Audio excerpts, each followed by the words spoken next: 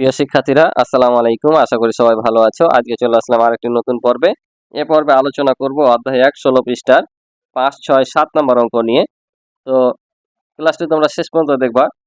আমি তোমাদেরকে সহজভাবে বুঝিয়ে দেওয়ার চেষ্টা করব ইনশাআল্লাহ। তো আমার চ্যানেলে নতুন হয়ে থাকলে অবশ্যই চ্যানেলটি সাবস্ক্রাইব করে আমার পাশে থাকবে এবং ভিডিও ভালো লাগলে একটি লাইক করে দিবে। আর ইতিপূর্বে যারা আমার চ্যানেলটি সাবস্ক্রাইব করে আমার পাশে রয়েছে তাদেরকে অসংখ্য ধন্যবাদ। তো প্রথম অঙ্কে বলছে দেখো ৫ নম্বরে বলছে সহজ পদ্ধতিতে গুণ করি। তো সহজ পদ্ধতিতে গুণটা কি?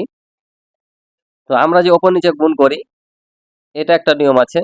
আর সহজ পদ্ধতিতে গুণ করার নিয়ম হচ্ছে পাশাপাশি গুণ করা যাবে। আমরা যে নরমালি যে গুণটা করি ওটা চাইতেও কিন্তু এটা সহজ। অনেকে মনে করো তোমরা যে এটা মনে কঠিন, কিন্তু আসলে কঠিন না, এই পদ্ধতিটা অনেক সহজ। বুঝতে পারছো?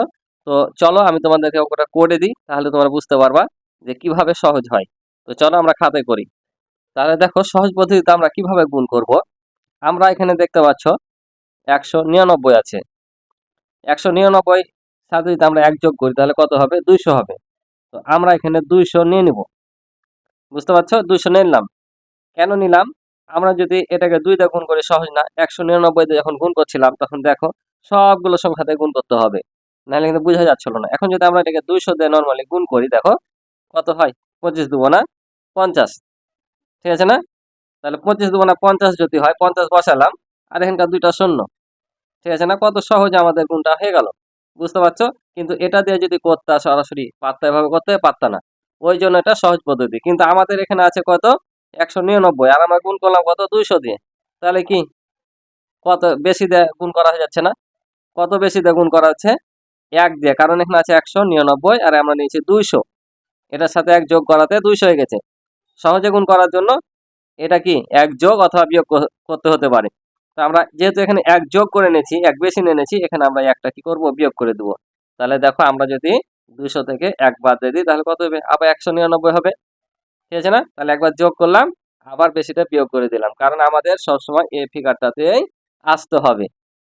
কিন্তু এই যে আমরা গুণ করলাম কত সহজে হয়ে গেল। ২৫ দুগুণা ৫০, তার মানে ২টা শূন্য দিয়ে আমরা ৫০০০ পাচ্ছি এখানে। কিন্তু এখানে কি পাইতাম? সহজে পাইতাম না। ওই জন্য এটা বলছে সহজ পদ্ধতি। তো এখানে সবসময় এমন ২, ৩, ৪, ৮ দিয়ে পরে শূন্য শূন্য করার চেষ্টা করবে। তাতে বিয়োগ করতে হলে বিয়োগ, যোগ করতে হলে যোগ। একবার ভাবলা এখানে যোগ করলাম আবার বিয়োগ করলাম কেন? হ্যাঁ, এটা বুঝার সুবিধাতে কত যোগ করলে আমরা এখানে পূর্ণ সংখ্যা পাবো। ১ যোগ করলে ২০০ হচ্ছে।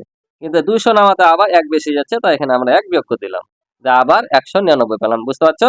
এবার বন্ধনীতে ঘিরে গুণ দিয়ে এই ২৫টা আমরা আবার এখানে বসিয়ে দিব। এখন আমরা তো ২৫ এর সাথে এটা গুণ করতাম, তাই না?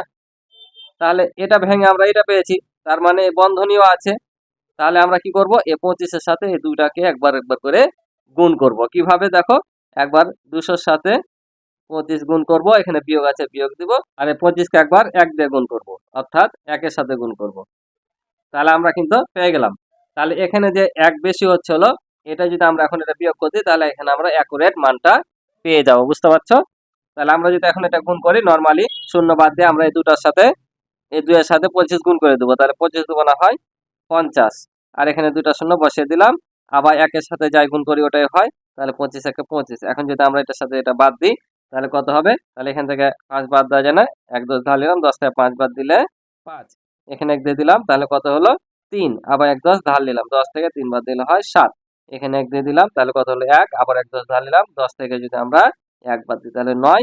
১ দিয়ে দিলাম, ৫ থেকে ১ বাদ দিলে ৪। তোমরা এখান থেকে নিয়েও করতে পারো, যেখান থেকে খুশি সেখান থেকে করতে পারো। তবে এটাই হচ্ছে অ্যান্সার। কি সহজ না? একবারে একবারে সহজ। এভাবে যদি করে নিতে পারো একেবারে সহজ হবে। পরটা করি তাহলে আরো বুঝতে পারবা। এবার দেখো এটা আছে, তাহলে আমরা এই সংখ্যাটা যা আছে তাই রেখে দেবো। আমরা সবসময় দেখবো সহজটা দিয়ে ভাঙার কথা, যেদিকে থাক না কেন। এটা এদিকে ছিল তাই এদিকে ভেঙেছি, এটা এই পাশে আছে তাই এই পাশে নিচে। তাহলে আমরা দেখো গুণ আছে গুণ দিলাম, এখানে আমরা পুরোপুরি ১০০ নিলাম। আমাদের সবসময় সংখ্যাটা গোটা সংখ্যা নিতে হবে। কেমন গোটা সংখ্যা? অর্থাৎ এরকম ভাবে কোনো সংখ্যা থাকবে না, সম্পূর্ণ হয় ১০০, ২০০, ৫০০, ১০০০, ১০০০০, ১৫০০০ এমন থাকতে হবে। ঠিক আছে? তাহলে আমরা এখানে ১০০ নিলাম। তাহলে এখানে কত কম নিয়েছি? ১০। তাহলে ১০টা কি করবো? যোগ করে দেবো। এখানে কি করেছিলাম? ১ বেশি নিয়েছিলাম তো ১ বিয়োগ করেছি। আর এখানে ১০ কম নিয়েছি, দেখো ১১০ ছিল ১০০ নিয়েছি। ১ ১০ কম নিয়েছি তাই কি করলাম? এখানে ১০ যোগ করে দিলাম। তাহলে একবার এই ৭২৪০ এর সাথে কত গুণ? ১০০ গুণ। এখানে যোগ আছে যোগ দিব, এখানে বিয়োগ ছিল তাই বিয়োগ দিয়েছিলাম, এখানে যোগ আছে যোগ দিব। আর একবার এ ১০ এর সাথে এটা গুণ, গুণিত 10। এখন যদি আমরা গুণ করি কত সহজ দেখো, এটাতে যদি গুণ করতে তো নিচে নিচে করতে হতো, আর এটা মুখে মুখে হয়ে যাবে। কেমন? মনে করো এই শূন্য দুটো আমরা পরে দেবো, তাই কি না? কারণ শূন্য যে কোনো সংখ্যাতে গুণ করলে পরে বসে দিলেও হয়ে যায়। আবার একের সাথে যদি এটা গুণ করি, তো যে সংখ্যা গুণ করি একের সাথে ওই সংখ্যাটাই হয়, অর্থাৎ এখানে এটাই হবে। তারপর এই দুটা শূন্য ছিল এখানে বসিয়ে দেবো। কেন এটা হলো? এটা দিয়ে 1 দিয়ে গুণ করলে এটাই পাবো আমরা, ঠিক আছে না? আর এখানে দুটা শূন্য বসে গেল। এটাও দেখো, আমরা যদি এখানে একের সাথে এটা গুণ করি তাহলে এই সংখ্যাটাই পাবো। আর এখানে একটা শূন্য বসিয়ে দেবো, ঠিক আছে? এখন আমরা সিম্পলি কি করবো? যোগ করে দেবো। তাহলে এটার সাথে এটা যোগ করলে শূন্য, আবার দশকের ঘরের সাথে দশকের ঘর যোগ করলে শূন্য, শতকের সাথে শতক যোগ করলে 4। দেখো এটার সাথে এটা যোগ করলে কত? 4, আর 2 হচ্ছে 6। এবার অজিতের ঘরের সাথে অজিতের ঘর, তাহলে 7 আর 2 9, আর এখানে নিচে নাই, একটা 7 বসে গেল। এটা হচ্ছে আমাদের উত্তর, একবারই সিম্পল অঙ্ক। আশা করি তোমরা বুঝতে পারছো। পরেরটা দেখি। এবার দেখো কত নেওয়া যায়। এবার তাহলে এটা যা আছে তাই রেখে দিলাম। এবার আমরা এটা ভাঙবো। তো এখানে দেখো 998 আছে, তাই কি না? তাহলে আমরা 1000 নিলাম। তাহলে 1000 নেওয়ার ফলে কত বেশি নিয়েছি? 2 বেশি নিয়েছি। তাহলে আমরা এখানে কি করব? 2 কমিয়ে দেবো। তাহলে দেখো 2 বাদ যদি দিই আমরা, তাহলে আবারও 998 পাবো, ঠিক আছে?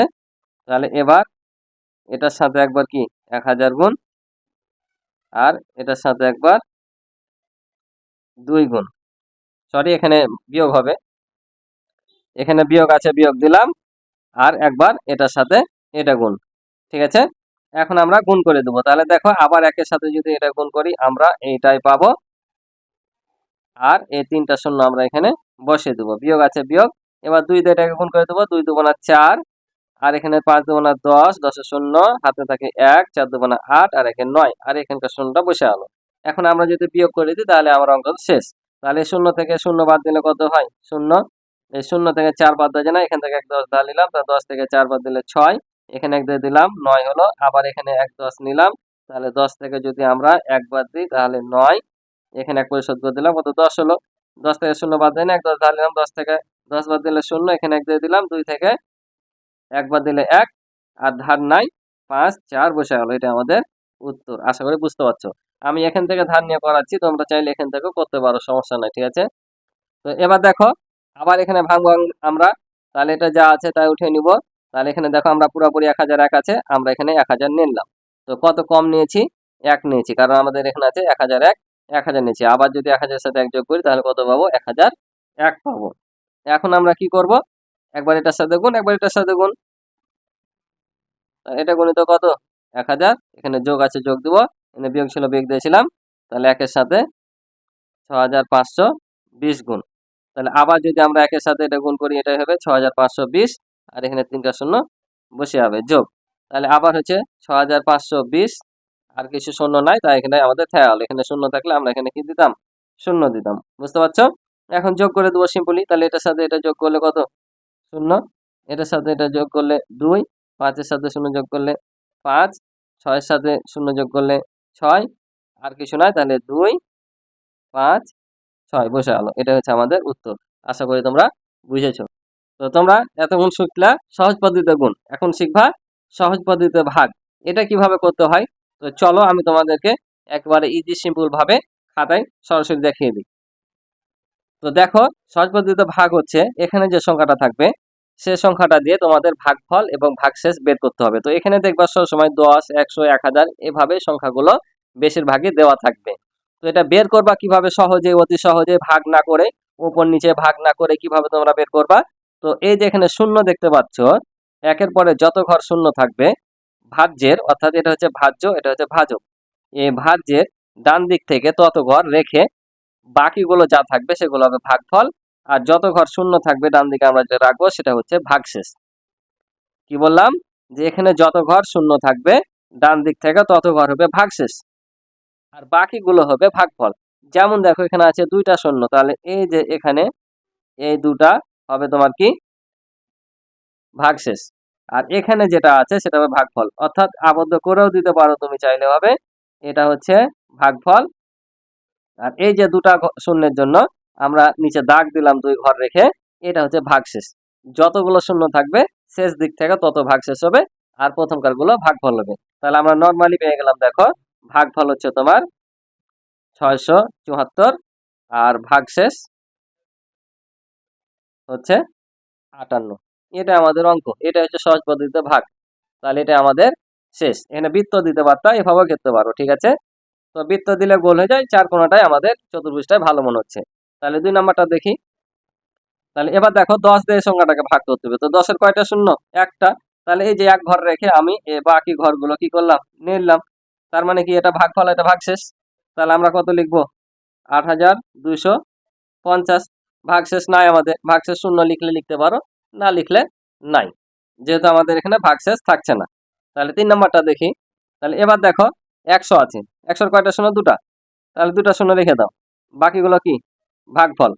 অর্থাৎ 908 হচ্ছে ভাগফল আর 65 হচ্ছে ভাগশেষ। তাহলে ভাগফল হচ্ছে 908 আর ভাগশেষ কত পেলাম? 65। আমাদের অঙ্ক শেষ।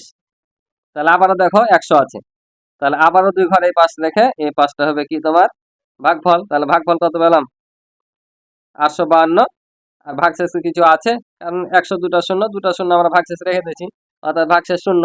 শূন্য হলে ভাগশেষ কি লেখা দরকার নাই, লিখলে লিখবা, তো না লিখলেও চলবে। তো এই ছিল সহজ পদ্ধতিতে ভাগ করা। আশা করি তোমরা বুঝতে পারছো। এবার পরের অঙ্কটা দেখি। তো পরের অঙ্কটা দেখো, বলছে সঠিক কিনা যাচাই করি।